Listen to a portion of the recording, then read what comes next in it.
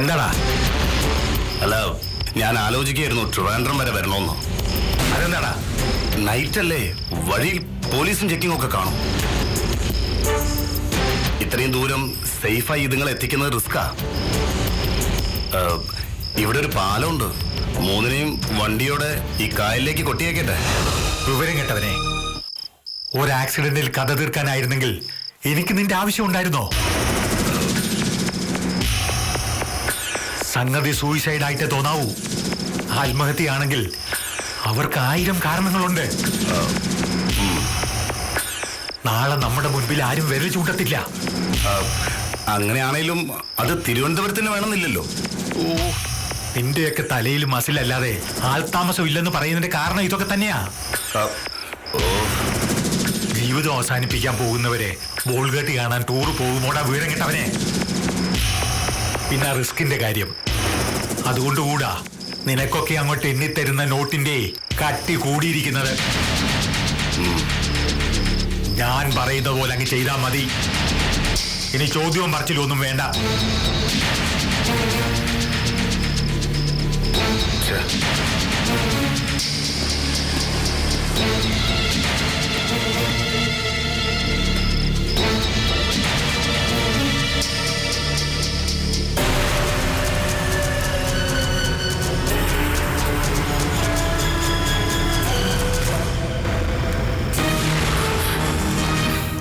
എന്തായടി? ഞാൻ ഔട്ട് ഹൗസിലാക്കി പൂട്ടിട്ടിങ്ങിറങ്ങി. രാത്രിയിൽ light on ചെയ്യരുതെന്ന് സിദ്ധാർത്ഥനോട് ഞാൻ പറഞ്ഞിട്ടുണ്ട്. ആരാത്? ആരാണെന്നല്ലേ ചോദിച്ചത്?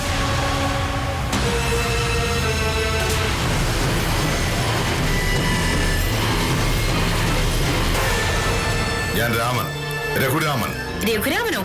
ഇവിടെന്താ ഇയാൾക്ക് കാര്യം? ഇനി കുറച്ചു കാലം ഈ രഘുരാമന്റെ കാര്യം ഇവിടെയാ, ഇവിടെ മാത്രം. സെക്യൂരിറ്റി ഓഫീസറെ വിളിക്കണോ ഞാൻ?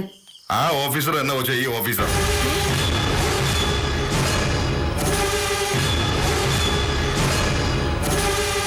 വൈകിട്ട് സ്റ്റേഷനിൽ പോയി ഒപ്പിട്ട് ഡ്യൂട്ടിക്ക് കയറി. ഹരിസാറിനെ ഞാൻ കണ്ടായിരുന്നു. പിന്നെ അനിയത്തിമാരുടെ മുമ്പിൽ ഒപ്പിടാനും പരിചയപ്പെടാനും ഒക്കെ സമയം കിട്ടില്ലെന്ന് മാത്രം. അതിരിക്കട്ടെ, നേരമല്ലാത്ത നേരത്ത് എവിടെ പോയതായിരുന്നു കൊച്ചുങ്ങള്? ഇയാളെവിടെ ഡ്യൂട്ടി കിട്ടിയിരിക്കുന്നത് ഞങ്ങളെ ചോദ്യം ചെയ്യാനും ഭരിക്കാനും ഒന്നുമല്ല. ഞങ്ങൾക്ക് പ്രൊട്ടക്ഷൻ തരാൻ വേണ്ടി മാത്രം. ഒരാൾക്ക് പ്രൊട്ടക്ഷൻ കൊടുക്കുന്നതിന് മുമ്പ് അയാൾ ആരാണെന്നുകൂടി അറിഞ്ഞിരിക്കണ്ടേ കൊച്ചേ? I will protect you, but first of all you must protect yourself. മാനസവാ, വെറുതെ ഇവിടെ നിന്ന് നേരം കളയാതെ.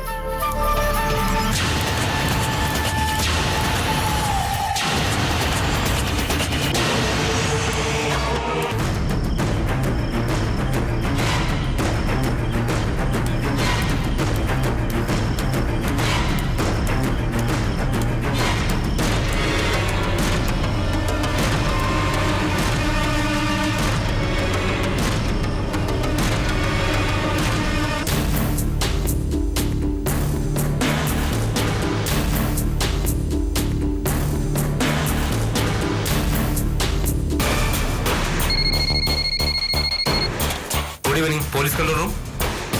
ആരാണ് എന്താണെന്നുള്ള പതിവ് ചോദ്യങ്ങളൊന്നും വേണ്ട. പ്രധാനപ്പെട്ട ഒരു ഇൻഫർമേഷൻ പാസ് ചെയ്യാൻ വേണ്ടിയുള്ളതാണ് ഈ കോൾ. പറയൂ മാഡം. SP ഹരിശങ്കറിന്റെ സഹോദരിയുടെ പ്രതിശ്രുത വരൻ വേണുഗോപനെ കുത്തിക്കൊലപ്പെടുത്താൻ ശ്രമിച്ച കേസിലെ പ്രതി സിദ്ധാർത്ഥന്റെ കുടുംബത്തെ ഒരു കൊട്ടേഷൻ സംഘം തട്ടിയെടുത്തിരിക്കുന്നു. ഫോർട്ട് കൊച്ചിയിൽ നിന്നാ അവർ മിസ്സിംഗ് ആയത്. സിദ്ധാർത്ഥന്റെ അമ്മ സുമിത്ര, സഹോദരി അംബിക, അവരുടെ മകൾ ഗോപിക എന്നിവരാണ് കൊട്ടേഷൻ സംഘത്തിന്റെ പിടിയിലായത്. ഇപ്പൊ തന്നെ ആക്ഷൻ എടുത്തില്ലെങ്കിൽ ഒരുപക്ഷെ ഇന്നത്തെ രാത്രി അവർ അതിജീവിച്ചേക്കില്ല. ഫോർട്ട് കൊച്ചിയിൽ എവിടെ നിന്നാണെന്ന് കൂടി പറയണം മാഡം. തൽക്കാലം അത് റിവീൽ ചെയ്യാൻ ബുദ്ധിമുട്ടുണ്ട്. ഒരു കാര്യം കൂടി ചോദിച്ചോട്ടെ, ഇത്രയും ഇൻഫർമേഷൻ കറക്റ്റ് ആയിട്ട് നിങ്ങൾക്ക് എവിടെ നിന്ന് കിട്ടി? പറഞ്ഞില്ലേ, നോ മോർ എക്സ്പ്ലനേഷൻസ്.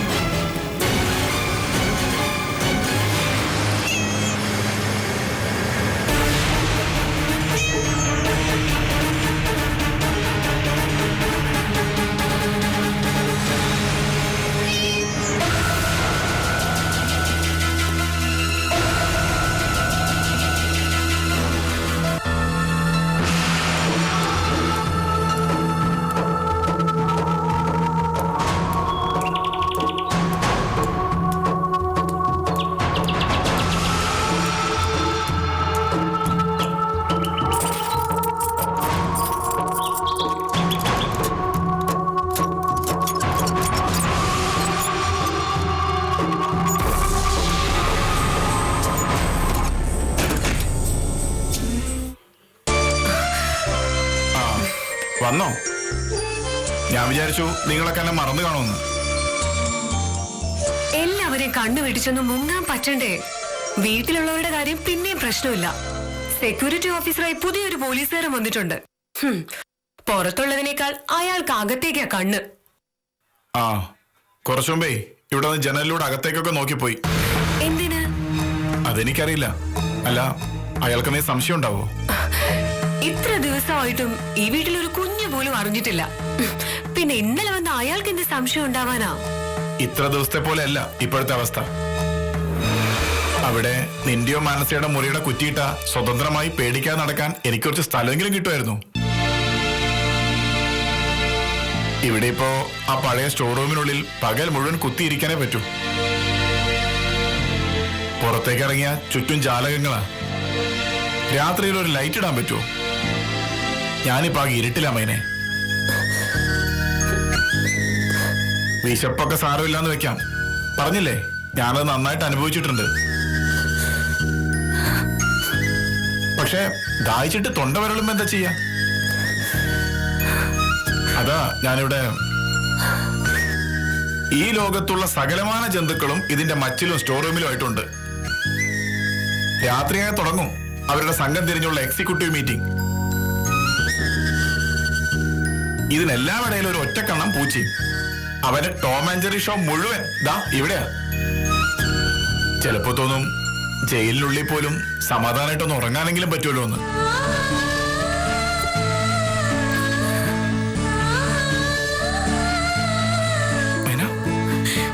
ഏയ്, എന്താടാ ഇത്?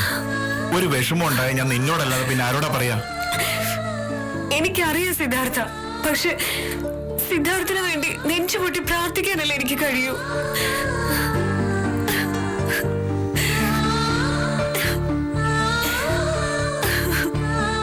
എനിക്കറിയാം, ഈ സ്നേഹക്കടൽ ഇവിടെ ഉള്ളപ്പോ അതിനു മുന്നിൽ നിസ്സാരമല്ലേ ഏത് കൊടിയ യാതനകളും.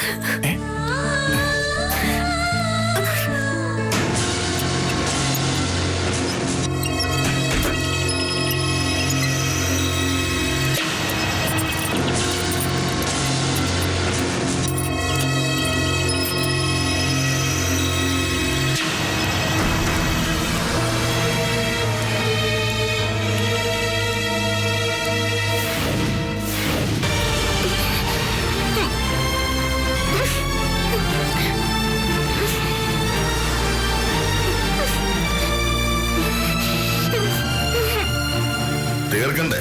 ഒരുപാട് നേരം ഇങ്ങനെ വച്ചോണ്ടിരിക്കുന്ന റിസ്കാ. ബായി ഇങ്ങ് വന്നോട്ടെ, എല്ലാം അതിന്റെ മട്ടത്തിനങ്ങ് പൊക്കോട്ടെ. അത് കഴിഞ്ഞ് 3 നമുക്ക് അടിച്ചു കൊടുക്കാം പരലോകത്തിലേക്കുള്ള ഫ്രീ വിസ.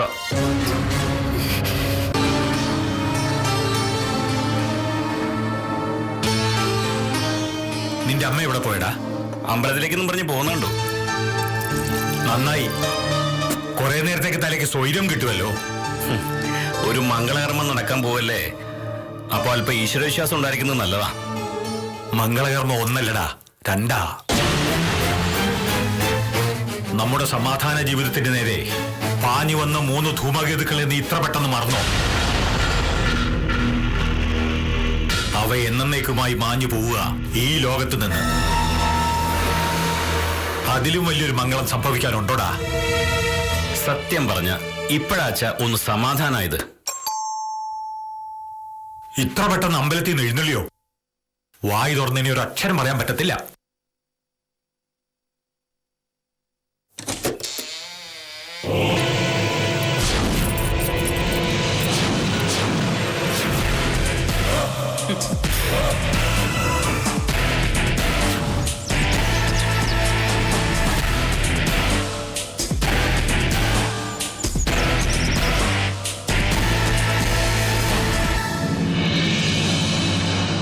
പോവല്ലേ?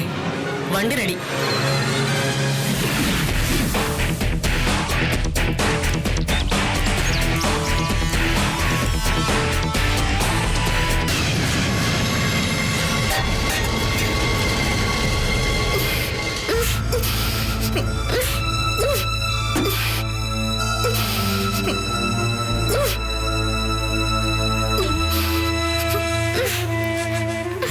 നേരം കുറെ ആയില്ലേ, ആ കൊച്ചിനെന്തെങ്കിലും കൊടുക്ക. ഇനിയിപ്പോ ഊട്ടി നിറച്ചിട്ടാ. കൊല്ലാൻ കൊണ്ടുപോകുന്ന ആടുമാടുകൾക്ക് പോലും ഭക്ഷണവും വെള്ളമൊക്കെ കൊടുക്കില്ലടാ. എന്തൊക്കെ പറഞ്ഞാൽ അതൊരു കുഞ്ഞല്ലേടാ. ആ അത് നേരെ ഒരു പുണ്യപ്രവൃത്തിയാവട്ടെ.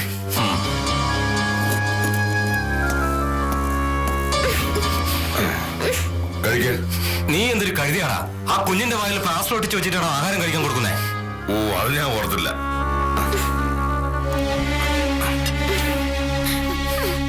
നിന്റെ പോലും പൂളിക്കളയും. അതിന്റെ കയ്യിലെ കെട്ടഴിക്കാതെ എങ്ങനെയാണ് അത് ഭക്ഷണം കഴിക്കുന്നേ? നിന്നോട് ഞാൻ പറഞ്ഞല്ലേ വേണ്ടാത്ത പണിക്കൊന്നും പോണ്ടാന്ന്. മിണ്ടല്ലേ മോളെ. ഞാൻ കരയില്ല അങ്കിൾ, എനിക്കൊന്നും വേണ്ട. കണ്ടില്ലേ എന്റെ അഹങ്കാരം. എനിക്ക് ഭക്ഷണം ഒന്നും വേണ്ട. ഞാൻ അങ്കിളുടെ അടുത്ത് പറയുന്നത് ചെയ്യുവോ? അതിന്റെ വായ അടക്കണ. ഞങ്ങളെ കൊല്ലല്ലേ അങ്കിൾ, ഒന്നും ചെയ്യല്ലേ അങ്കിൾ. പറ അങ്കിൾ, ഒന്നും ചെയ്യില്ല എന്ന് പറ അങ്കിൾ.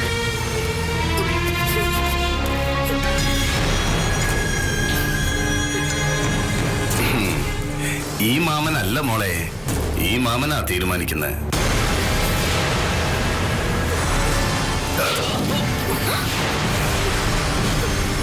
എനിക്ക് പ്രഷറും ഷുഗറും കൊളസ്ട്രോളും ഒക്കെ ഉള്ളതാ.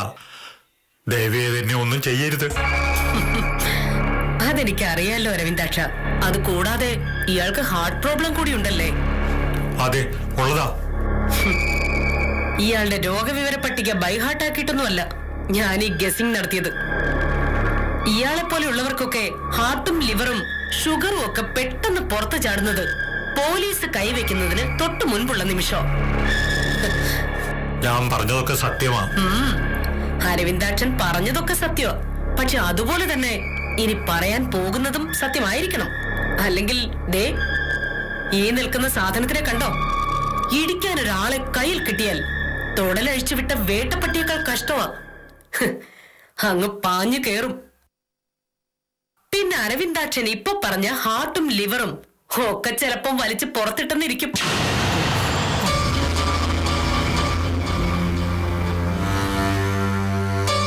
അപ്പൊ നമ്മൾ പറഞ്ഞു വന്നത് സിദ്ധാർത്ഥന്റെ കുടുംബം മിസ്സിംഗ് ആയ കാര്യം. ആ കഥയിൽ അരവിന്ദാക്ഷന്റെ പങ്കെന്താണെന്ന് പറ. തിരക്കഥയോ അതോ സംവിധാനമോ? ഞാൻ മനസ്സാവായ. നന്ദൻ വേണ്ട വേണ്ട, ഞാൻ പറയാം. ഞങ്ങൾക്കൊരു ശല്യമായതുകൊണ്ട് സിദ്ധാർത്ഥന്റെ കുടുംബത്തെ വേണുവിന്റെ കല്യാണത്തിന്റെ സമയത്ത് ഇവിടുന്നൊന്ന് മാറ്റി നിർത്താൻ ഞങ്ങൾ ഒരാളെ ചുമതലപ്പെടുത്തിയായിരുന്നു.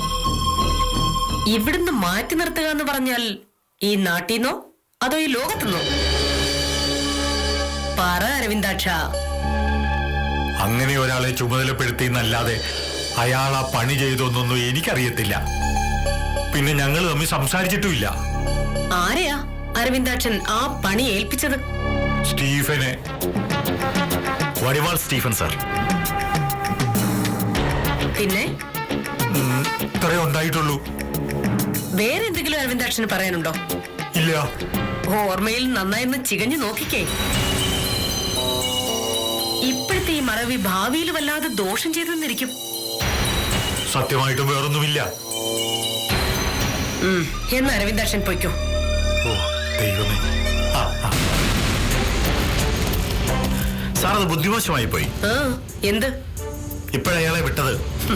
നന്ദൻ, നമുക്ക് അയാളെ അധിക നേരം ഒന്നും കസ്റ്റഡിയിൽ വെക്കാൻ പറ്റില്ല. 24 മണിക്കൂർ കഴിഞ്ഞാൽ കോടതിയിൽ ഹാജരാക്കണം. അപ്പൊ തെളിവെന്ന് പറഞ്ഞ് എന്തെടുത്തു വെച്ച് കൊടുക്കും? അപ്പോഴിനി? അതെ, അത് തന്നെ.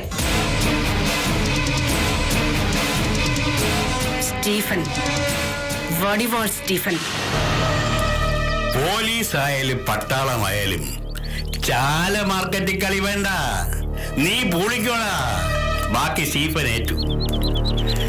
പണി കഴിഞ്ഞിട്ട് നീ ആ ഭീമാപള്ളി ഭാഗത്തേക്ക് മുങ്ങിക്കോ. ഞാൻ നമ്മുടെ സവാദിനെ വിളിച്ച് പറയാടാ. ഒന്നും സംഭവിക്കില്ല. ഞാനല്ലേ പറയുന്നത്.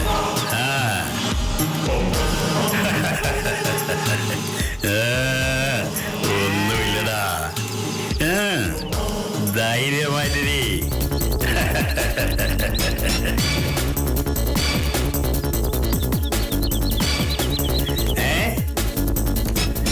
നോക്കാം.